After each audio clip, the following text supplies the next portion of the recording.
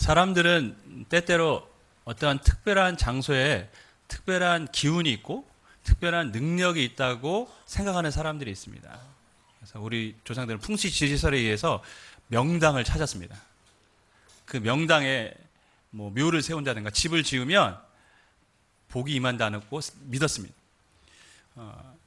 고려를 세운 왕건이 수도를 개경으로 정한 이유도 그 개경이 명당이라고 판단되었기 때문에 그렇습니다. 개경에는 뒤에는 송악산이 있고 사천이 흐르고 그래서 물이 있고 산이 있고 명당이기 때문에 개경으로 옮겼습니다.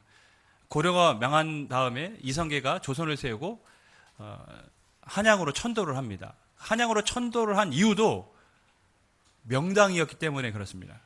남산이 있고 한강이 있고 산이 있고 물이 있고 그래서 수도를 옮겼습니다. 이처럼 사람들은 어떠한 장소에 특별한 기운이 있고 특별한 능력이 나타난다고 믿었고 또 옛날 사람들 또 오늘날도 마찬가지로 그 명당을 차지하기를 원합니다. 로또 명당이라고 들어보셨습니까? 유난히 1등이 많이 당첨되는 곳이죠. 여러분이 궁금하시다면 제가 알려드리겠습니다. 노원구의 스파 편의점 1등이 무려 20회 이상 당첨된 곳이라고 합니다. 그리고 부산 범일동의 카센터에 천하명당이라는 곳이 있어요. 1등이 무려 27번, 2등만 57번. 경남 사천 목화휴게소 1등 10번, 2등 42번. 이런 로또 명당이 사람들에게 알려졌고 사람들은 이곳에서 로또를 사려고 줄을 씁니다. 왜냐하면 이곳에서 사면 자신에게도 1등이 당첨될 수 있을 거라는 그런 기대감이 있고 이곳은 뭔가 좀 특별한 기운이 있다라고 생각하고 사람들은 그곳에서 로또를 구입합니다. 근데 저는 개인적으로 좀 이해가 안 되는 게 있어요. 왜냐하면 로또는 자신이 번호를 정하는 거죠. 저는 그렇게 한 번도 안 해봐서 모르는데 자신이 번호를 정하는 거 맞죠? 그러면 어디를 가서 구입하든지 간에 자신이 정한 번호는 바뀌지 아닙니까? 아, 자동도 있군요. 그래서 여기를 찾는군요. 제가 몰랐습니다. 제가 여러분 로또를 안 한다는 것을 여러분 이제 알게 됐을 것입니다. 아, 자동도 있군요. 저는 본인이 정하는 번호인 줄 알았어요. 아, 그래서 명당을 찾는군요. 아, 제가 몰랐던 걸 알았습니다. 사람들은 이처럼 특별한 곳에 특별한 기운, 특별한 능력이 나타난다고 믿어요. 그래서 보통 돌을 닦는 사람들은 어디로 갑니까? 지리산 혹은 계룡산을 갑니다. 우리나라의 영험한 산으로 알려진 두 산이죠. 지리산과 계룡산. 그래서 돌을 닦은 사람이 자신의 이력을 항상 얘기할 때 뭘 얘기합니까? 지리산에서 몇 년, 계룡산에서 몇 년 수도한 사람이다. 거기서 득도한 사람이 이렇게 얘기를 합니다. 즉 그것에서 돌을 닦았기 때문에 나는 그 산의 기운을 받은 사람이고 그만큼 영험한 사람이라고 자신을 어필하는 것이죠. 여러분, 사람들은 특별한 장소에 특별한 능력이 나타난다고 믿고 있습니다. 오늘날도 그렇고 성경 시대에도 그런 곳이 있었죠. 어디입니까? 예수님 시대에 베데스다 연못이었습니다. 그 연못에는 병자들이 몰려들었습니다. 왜냐하면 연못에 물이 첫 번째 움직일 때 그곳에 환자가 먼저 들어가면 그 환자는 낫는다는 그런 풍문이 돌았어요. 그러니까 사람들이 베데스다 연못에는 엄청나게 몰려들었습니다. 자신의 병을 낫기 위해서. 사람들은 뭘 원합니까? 기적을 원하죠. 뭔가 특별한 일이 나에게 나타나기를 원합니다. 그래서 그러한 곳을 찾아다닙니다. 예수님 당시에 사람들이 예수님을 쫓아다녔습니다. 왜 쫓아다녔을까요? 예수님의 말씀이 너무 자신에게 감동을 주어서요? 그것보다 예수님이 행하시는 기적을 보길 원했기 때문에 사람들은 예수님을 쫓아다녔습니다. 예수님 앞에 몰려들었습니다. 소경이 눈을 뜨고 문둥병자가 깨끗하게 나아지고 중풍 걸린 사람이 일어나는 그런 것을 보고 또는 자신도 그러한 병에서 치유를 받기를 원했기 때문에 예수님 앞에 몰려들었던 것입니다. 사람들은 기적의 현장에 몰려들게 되어 있습니다. 사도행전을 보면 베드로와 요한이 성전 민문에 남에서부터 걷지 못하는 사람을 치유합니다. 금가은은 내게 없거니와 내게 있는 것으로 내게 주노니 곧 나사렛 예수 그리스도의 이름으로 일어나 걸으라 할 때 그가 걸었습니다. 그리고 하나님을 찬송했습니다. 이것을 본 사람들이 놀랐습니다. 나면서부터 걷지 못하는 사람들이 뛰며 찬송하는데 놀라지 않을 사람이 있습니까? 안 놀라는 게 더 놀라운 것이죠. 놀랐어요. 그러고 나서 누구에게 몰려들었냐면 이 사람에게 몰려든 것이 아니라 베드로와 요한에게 몰려들었습니다. 왜냐하면 그들을 통해서 뭔가 기적이 나타났다고 사람들은 믿고 그들에게는 뭔가 특별한 능력이 있는 사람들이었다고 그들은 생각했기 때문에 베드로와 요한에게 몰려들었습니다. 오늘날 사람들은 마찬가지입니다. 어떤 목사님이 신유의 인사가 있다고 하면 사람들은 몰려듭니다. 어떤 곳에 특별한 능력이 나타난다고 하면 사람들은 몰려듭니다. 심지어는 어떠한 약수터가 뭔가 굉장히 좋은 물이고 어떤 몸에 효과가 좋다라고 사람들에게 알려지면 어떻습니까? 사람들이 거기에 물들려고 북새통을 이룹니다. 심지어 우리나라 사람들은 아마 무엇이 몸에 좋다고 하면 어떻습니까? 다 사 먹습니다. 그래서 TV 프로에 양배추가 몸에 좋다 하면 그 주의 마트에 양배추는 동이 납니다.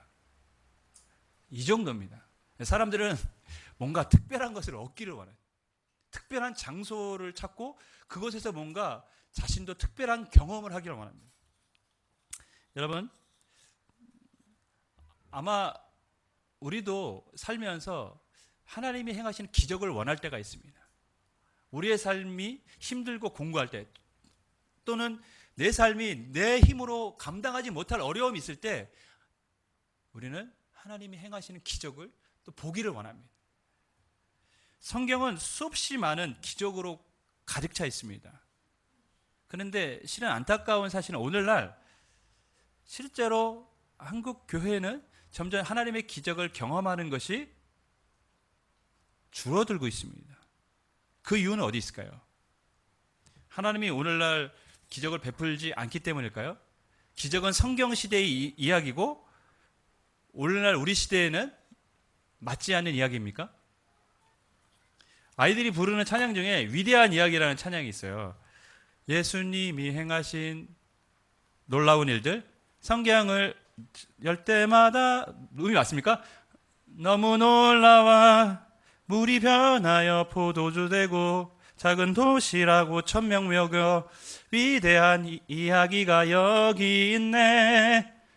죽은 나사로가 살아나고 사랑으로 제자들 발을 씻겨 오늘도 예수님 내 안에 살아계셔서 내 삶을 무엇으로요? 기적으로 채우시네. 반주 없이 찬양하려니까 상당히 어렵습니다. 오늘도 예수님 살아계셔서 내 삶을 무엇으로 채우신다고요? 기적으로 채우십니다. 하나님은 성경 속에만 계신 하나님이 아닙니다. 그러면 그 하나님은 살아계신 하나님이 아닙니다. 하나님은 지금도 이 땅을 말씀으로 창조하셨을 뿐만 아니라 그 하나님 지금도 동일하게 역사하시는 하나님이십니다. 그래서 하나님은 오늘도 이 시대에 하나님의 능력으로 하나님의 기적을 베푸시는 줄 믿습니다. 우리는 그 하나님을 믿고 신앙생활을 하는 것이죠. 그러면 우리는 질문을 던져요. 왜 그러면 오늘날 하나님의 기적이 희박해지고 있는가? 하나님은 어떤 곳에서 기적을 베푸시고 어떤 사람들이 하나님의 기적을 경험할 수 있는가? 오늘 이 질문에 대한 답을 말씀을 통해서 우리는 들어야 합니다. 그래야 우리의 삶이 하나님이 행하시는 기적의 현장이 되는 것입니다. 저는 바라기는 여러분의 삶이 기적의 현장이 되기를 주님으로 간절히 축원하겠습니다. 오늘 본문은 우리가 읽은 대로 엘리야가 기적을 행하는 것입니다. 16절 말씀 우리 같이 읽습니다. 시작.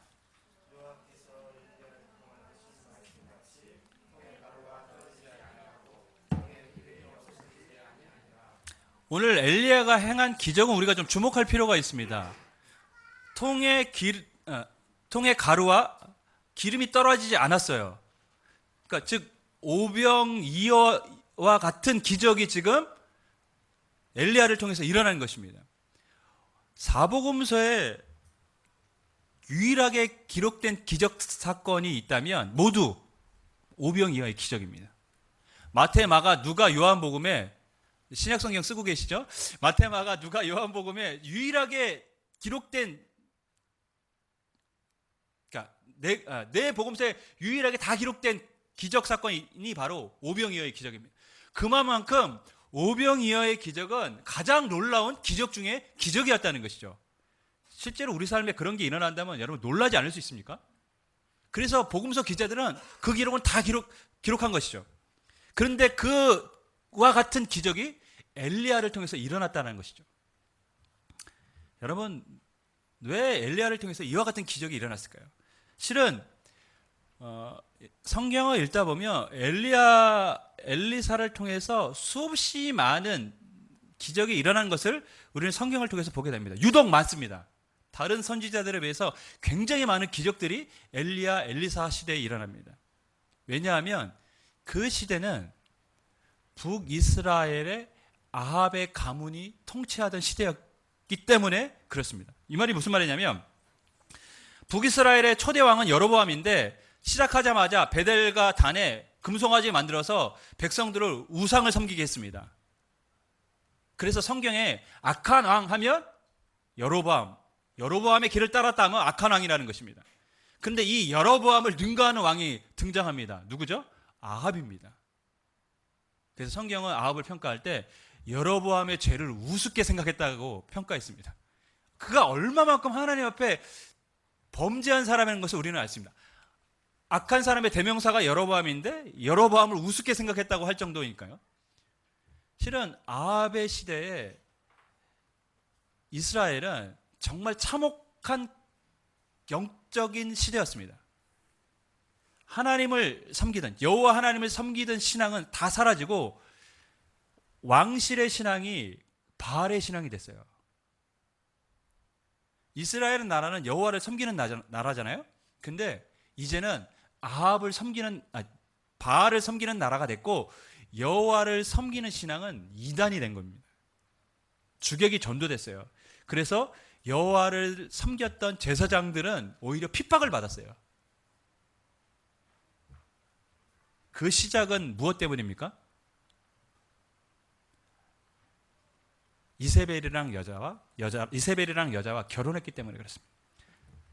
온 나라가 바알로 물들고 여호와에 대한 신앙은 완전히 사라져가는 그런 시대가 아합의 시대였는데 하나님은 그래서 그 아합 시대에 활동했던 엘리야 선지자에게 놀라운 기적을 계속해서 보여주고 있습니다. 그 이유가 무엇인지 아시겠죠? 하나님을 떠나버린 이스라엘 백성들, 하나님을 등지고 살아가는 이스라엘 백성들에게 기적을 통해서 여호와 하나님만이 유일하신 하나님이심을 증명하고 계셨던 거예요. 내가 참 하나님이다. 내가 참 신이다. 비를 내리지 않은 것도 마찬가지입니다.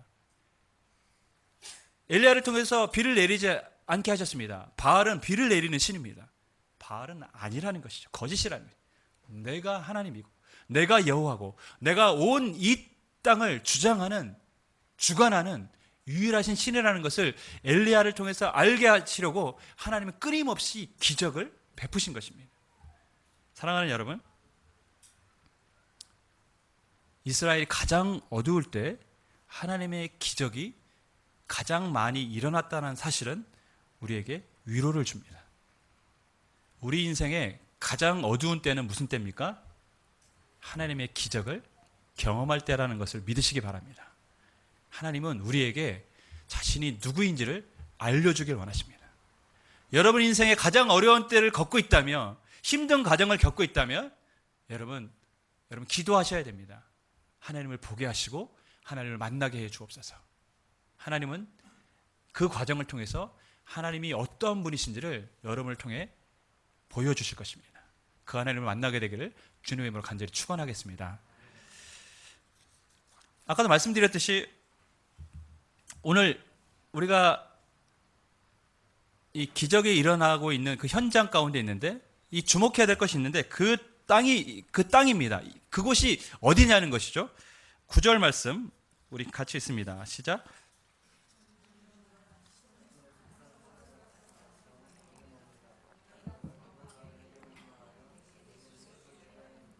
지금 기적이 일어나고 있는 것은 시돈의 어디죠? 사르밧이라는 곳입니다.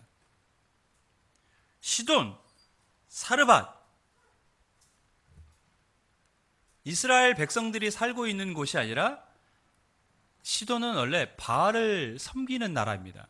그리고 시돈의 왕의 이름은 엣바알입니다. 바알이 나와 함께 계시다. 왕의 이름이 바알이 나와 함께 계시다예요. 그러면 그 나라가 얼마나 바알을 숭배하고 바알을 따르는 나라인지 우리는 짐작할 수가 있습니다. 그 엣바알의 딸이 누구냐? 바로 이세벨이었습니다. 그 이세벨이 누구랑 결혼했냐? 아합이랑 결혼했어요. 그래서 아합이 바알의 신앙을 받아들이게 된 이유는 무엇 때문입니까? 이세벨 때문이에요. 그러니까 바알 신앙에 물들어서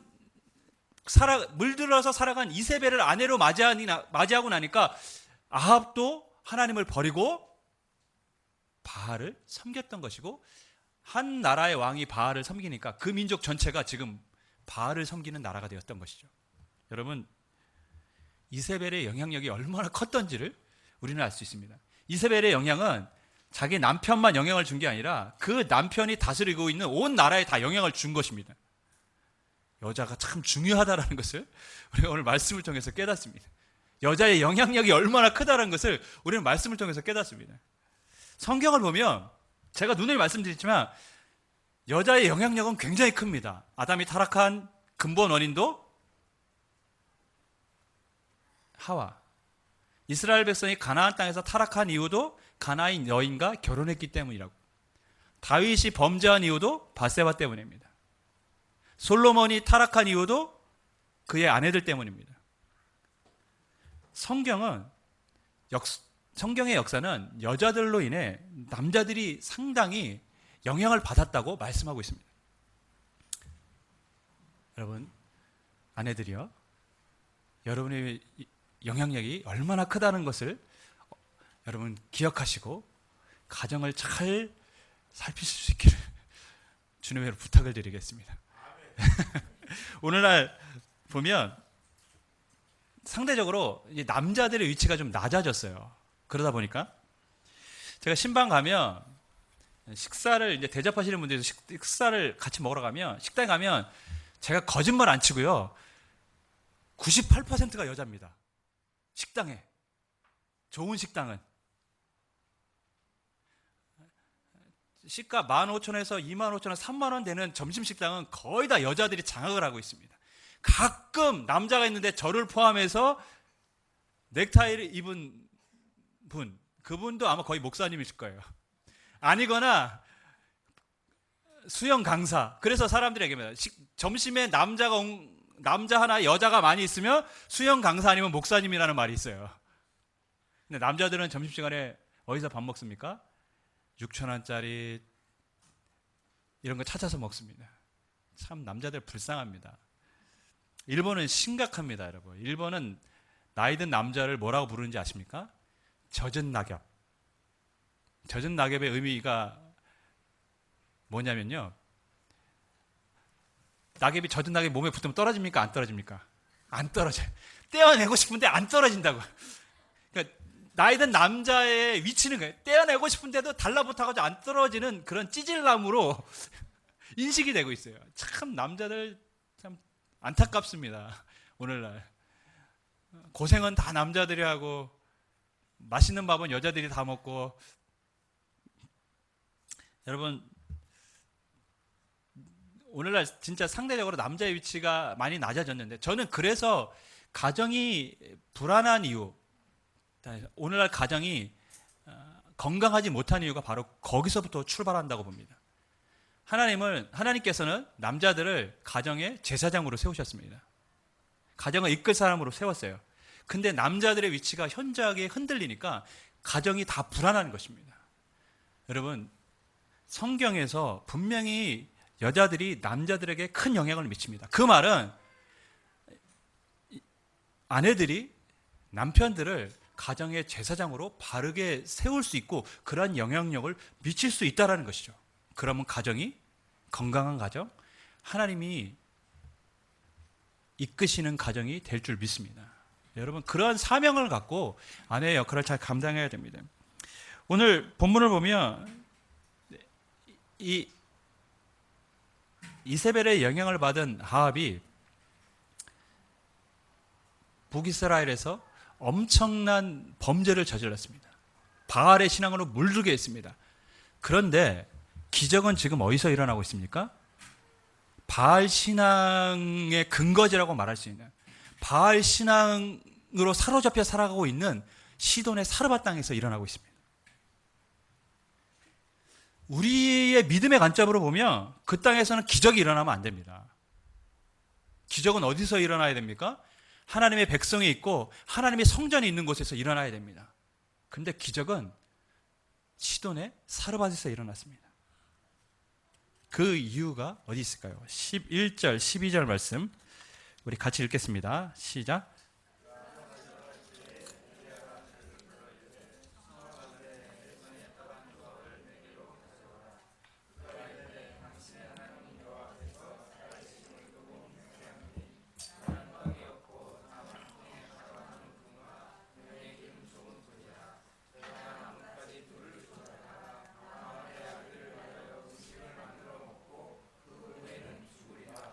지금 상황은 엘리야를 통해서 하나님이 비를 내리지 않게 하셨어요. 비가 오랫동안 내리지 않으니까 사람들이 당연히 먹을 게 없습니다.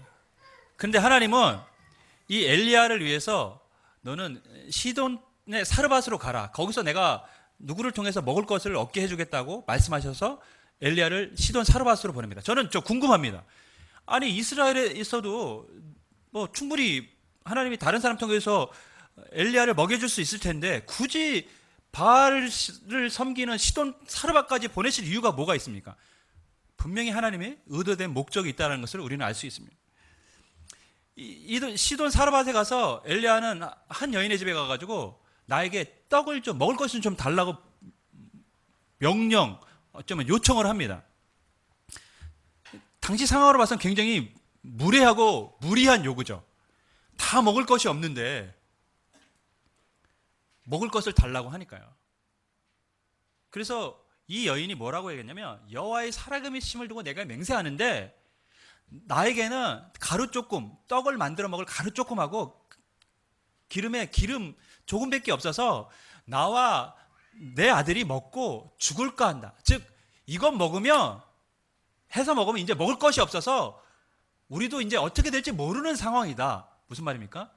당신에게 만들어줄 것이 없다. 우리도 이제 곧 죽을 것 같다. 하고 정중하게 여호와의 신앙을 가진 엘리야에게 그 신의 이름을 갖고 얘기한 것입니다. 내 말이 진실하다. 난 너에게 줄 것이 지금 없고 나는 이렇게 지금 요거밖에 없어서 나도 이제 먹고 죽을 상황이다라고 말을 한 거예요. 그때 엘리야가 그 말을 들으면 어떻게 얘기해야 됩니까? 아, 그렇게 힘드냐고. 알았다. 이래야 되는데 엘리야가 솔직히 좀 믿기 힘든 이야기를 합니다. 13절, 14절 말씀 같이 읽습니다. 시작.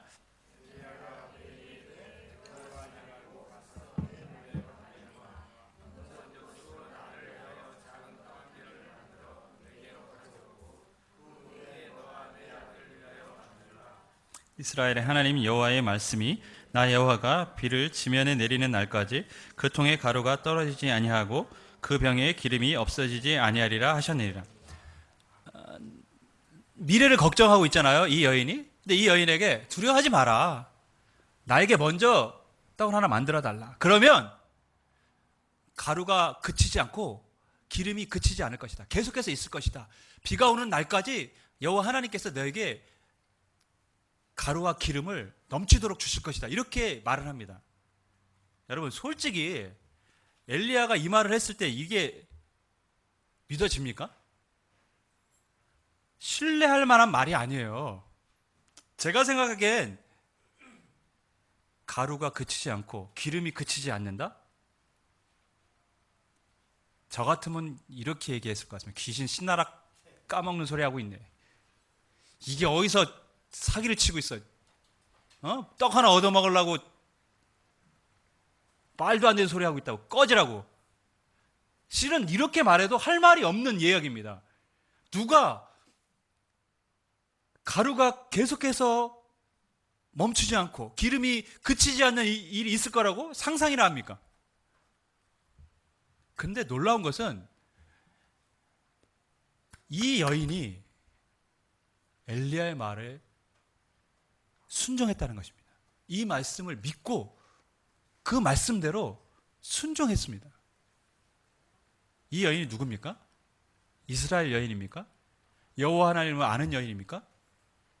이스라엘 땅에서 하나님을 섬기던 사람들입니까? 아닙니다. 이 여인은 바알을 섬기던 나라의 한 여인입니다. 그 신앙에 물들어 살아갔던 여인입니다. 근데 이 여인이 여호와의 말씀을 믿고 순종했습니다. 그랬더니 기적이 일어났습니다. 하나님은 아주 중요한 메시지를 이 여인을 통해서 지금 이스라엘 백성들에게 던져주고 있습니다. 여러분, 기적은 어디서 일어납니까?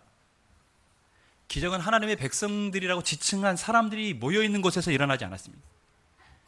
하나님을 위해서 지어놓은 성전이 있는 곳에서 일어나지 않았습니다. 아무리 하나님의 백성들이 많고 아무리 그곳에 화려한 교회가 있고 사람들이 그곳에 들락날락 한다고 할지라도 하나님의 말씀에 순종하지 않고 하나님을 따르지 않으면 그곳은 기적의 현장이 될 수가 없습니다. 그러나 아무리 척박한 영적인 땅이라고 할지라도 바알을 섬기고 더 나아가서 이슬람 국가에서 선교를 하는 선교사님이 그곳에 있다고 할지라도 이슬람 나라라고 할지라도 하나님의 말씀을 온전히 순종하고 믿고 따르는 그곳에는 하나님의 기적이 나타나는 줄 믿습니다. 하나님은 그것을 알려주고 싶었다는 것입니다. 너희가 왜 나를 경험하지 못하느냐? 왜 시돈 이 바알의 땅에서 왜 기적이 일어나고 있느냐? 하나님의 말씀을 믿고 순종하는 어느 곳에든지 하나님은 능력을 나타내신 분임을 이스라엘 백성들에게 알려주고 싶었습니다. 주 안에 사랑하는 여러분, 저는 오늘날 한국 교회가 기적을 많이 경험하지 못하는 것은 바로 여기에 이유가 있다고 봅니다. 순전한 믿음들이 사라졌습니다. 하나님이 그것을 행하실 것이라는 그 기대감들이 사라져 버렸어요. 말씀대로 순종하는 모습들이 사라져 버렸습니다. 신앙은 내가 가진 종교적인 나의 위로와 나만의 만족을 위해서 할 때가 많습니다. 기적은 다른 사람들의 이야기입니다. 오늘 우리는 이 신앙을 회복해야 됩니다. 하나님의 말씀을 믿고 순종하면 하나님은 오늘도 그것을 기적의 현장으로 바꾸실 수 있다. 할렐루야. 우리는 그 믿음을 회복해야 됩니다. 여러분, 제가 기도 제목을 알아서 적어서 내라고 했더니 안 내가지고 8월 기도 제목 해가지고 아예 나눠드려서 일부러 받았습니다.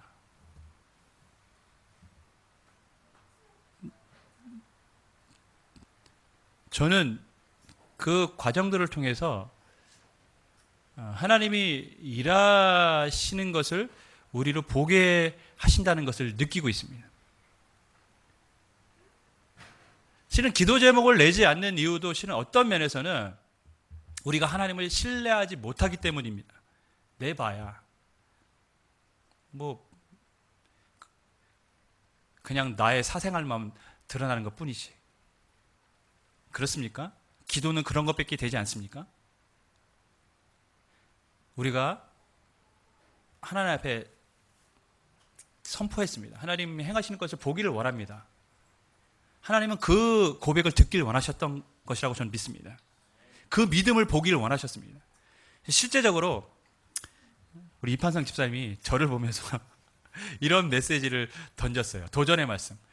자, 우리가 이 기도 제목을 적어냄으로써 목사님의 기도발을 우리가 테스트할 수 있다고. 근데 저는 뭐 그게 부담되지 않았어요. 왜냐하면 기도의 응답은 하나님이 하시는 거지 제가 뭐 능력이 있는 사람이 아니니까요. 근데 제가 뭐 더 전에보다 특별히 더 기도하거나 이러지도 않습니다. 늘 하던 대로 새벽에 그래도 기도 제목이 있으니까 이제 보면서 구체적으로 기도할 수 있어서 좋습니다. 기도합니다. 근데 재밌는 것은 그렇게 말한 분이 제일 먼저 기도 응답을 받으셨어요. 써놓은 기도 제목에. 그리고 또 다른 기도의 응답을 제가 적어놓은 것을 받은 것을 또 이번 주에 우리가 다 알고 있습니다. 여러분들 다 소식을 접해 들었기 때문에. 제가 그것을 보면서 느낀 건 뭐냐면 제가 특별히 더 기도한 것도 아니지만 왜 하나님이 이렇게 응답을 주셨을까라는 부분에 대해서 깨달음은 무엇이냐면 하나님은 우리가 믿음으로 나아가기를 원하셨다는 것이죠. 하나님이 행하실 것이라는 믿음을 갖고 나아가라는 것이죠. 여러분, 기적은 어디서 일어납니까? 기적은 어떤 신비적인 능력이 있는 땅에서 일어나는 것이 아닙니다.